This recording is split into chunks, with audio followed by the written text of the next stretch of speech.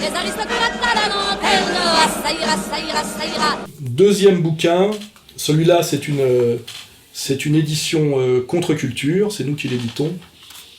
C'est un petit livre de Maurice Talmer, dont le titre est « La franc-maçonnerie et la Révolution française ». Maurice Talmer est un type qui a vécu, un journaliste et un essayiste, et ce qu'on appelle un publiciste, quand on comprend que ça ne veut pas dire publicitaire, qu'on ne se trompe pas de mots, qui a vécu entre 1850 et 1931, et qui provient du boulangisme de gauche, et qui est devenu, comme souvent les gens qui réfléchissent aux mensonges républicains, sur la fin de sa vie, qui est devenu, je crois, s'est rapproché de l'Action française. On voit finalement que les gens qui étudient sérieusement la Révolution française et ses mensonges finissent, à la fin de leur vie, non pas par pensée réactionnaire, mais par progressisme, poussé jusqu'au bout de sa logique, à redevenir monarchiste. C'est un sujet très intéressant, et qui m'intéresse moi pas mal d'ailleurs, voilà. Donc ce petit livre est intéressant parce qu'il y a beaucoup de délires et de questions posées sur le rôle de la franc-maçonnerie dans la Révolution française, le rôle notamment des Illuminati, en fait les Illuminés de Bavière, et ce livre, très sérieux, permet de rétablir une certaine chronologie, une certaine vérité. Il apparaît à la lecture de ce livre, et je le confirme moi-même d'ailleurs dans ma présentation de la Révolution française, dans Comprendre l'Empire, que la Révolution française est finalement la première révolution colorée de l'ère moderne. Hein. C'est essentiellement un coup d'État produit par des élites de réseau contre la France monarchique et catholique. Le peuple y a assisté, en réalité, comme spectateur, et les mouvements de foule ont été en général orchestrés par des agitateurs et correspondaient à un plan.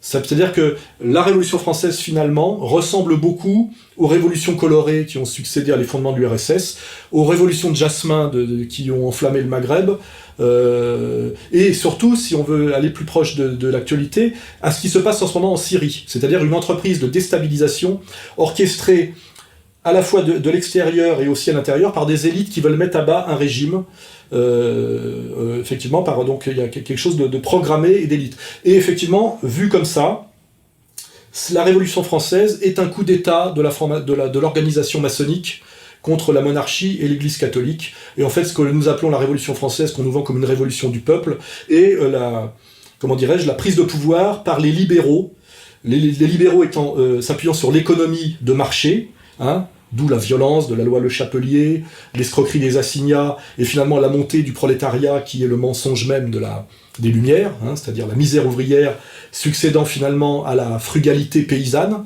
et je dirais le pouvoir de la grande propriété foncière laissant la place au pouvoir de la rente fiduciaire. Hein. Donc tout ça est éclairé. En fait, la Révolution française est un coup d'État orchestré des réseaux maçonniques et de la puissance maçonnique, qui avait gangréné, comme je le dis d'ailleurs dans Comprendre l'Empire, toutes les élites aristocratiques, hein.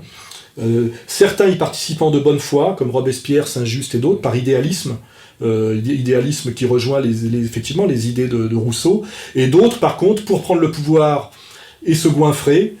C'est déjà le cas finalement en s'appuyant sur les encyclopédistes, hein. Donc ce sont déjà des libéraux dont la figure la plus sordide est sans doute Voltaire, et puis surtout on comprend mieux pourquoi aujourd'hui l'État français actuel, qui est une république maçonnique, honore tous les traîtres à la Révolution par rapport à ce qu'elle prétendait être, c'est-à-dire les Danton, les Lafayette, les Mirabeau, et finalement voue toujours aux gémonies ceux qui y ont cru et qui ont essayé honnêtement d'accomplir la Révolution française, comme le dit très bien Guillemin, et comme je le partage moi-même totalement, c'est-à-dire finalement les vrais révolutionnaires authentiques qui faisaient la révolution pour le peuple, et qui ont été floués, manipulés finalement et éliminés, que sont Robespierre, Saint-Just et Marat. Je ne vois pratiquement que ces trois-là, puisque même Hébert était un agent anglais, c'est-à-dire il faut bien comprendre que Robespierre a été trahi et par son extrême gauche et par sa droite, par les Girondins, qui était finalement la bourgeoisie qui voulait prendre le pouvoir pour faire suer le burnous de façon différente et sans doute bien plus violente à la place de l'aristocratie, pour faire du paysan finalement un ouvrier. Et on voit bien que la condition de l'ouvrier en régime bourgeois est bien plus dure que la condition du paysan en régime féodal et en régime monarchique. Il faut bien comprendre que le roi était finalement le gardien de l'équilibre entre les féodaux et ceux qui étaient soumis aux féodaux, et qu'en général le roi était plutôt équilibrait plutôt à gauche la situation. On peut le comprendre d'ailleurs quand ce sont des monarchies faibles avec des pouvoirs féodaux très forts, comme la Pologne du XVIIe, XVIIIe siècle, où on voit une très grande violence. C'est sans doute aussi la situation de la Russie tsariste, où les féodaux locaux s'appellent les baronnies, sont ultra violents avec leurs serfs et leurs paysans, et que c'est plutôt le pouvoir royal qui maintient un équilibre. C'est valable pour la monarchie française. Ça explique aussi la violence de l'aristocratie polonaise et aussi le rôle d'une certaine communauté comme usurier et comme collecteur d'impôts. Et les jacqueries qui se succédaient à l'époque, qui chez nous s'appellent, qui chez eux là-bas s'appellent des pogroms, mais chez nous s'appellent des jacqueries. Hein. Voilà, donc on a un éclairage, je crois, très important pour comprendre la Révolution française que Michelet nous a toujours caché, qui est le coup d'État maçonnique et bancaire contre un pouvoir monarchiste, je dirais foncier, c'est-à-dire la grande propriété terrienne, et catholique. Hein, voilà, ce qui explique aujourd'hui les rôles dominants de type comme Pétion, n'est-ce pas, qui incarne la laïcité, comme vous le savez. Il suffit de regarder la tête qu'il fait quand il regarde Netanyahou à Toulouse, pour regarder ce que veut dire la laïcité en régime de république maçonnique, hein, et en période de domination de ce qu'on appelle les Lumières et les droits de l'homme. L'escroquerie des droits de l'homme est déjà entièrement décrite dans ce livre, dans le processus, dans ce coup d'État qu'est la Révolution française au jour le jour. Hein. C'est parfaitement expliqué, démontré dans ce petit livre. Et ce qui est intéressant aussi, c'est que ce petit livre dit la réalité de ce qu'on appelle les Illuminati, c'est-à-dire le rôle de cette maçonnerie qui a piloté le déclenchement de la Révolution française en s'appuyant sur les réseaux maçonniques français, et qui est ce réseau des Illuminés de Bavière. Hein. Voilà. Là, on n'est pas dans le délire, ça parle pas de reptiliens, mais dans le sérieux de ce qu'a été le réseau maçonnique des Illuminés de Bavière, piloté d'Allemagne, et peut-être, paraît-il, financé déjà à l'époque par la dynastie Rothschild naissante, mais bon, ça c'est peut-être des spéculations, mais il y a des pistes.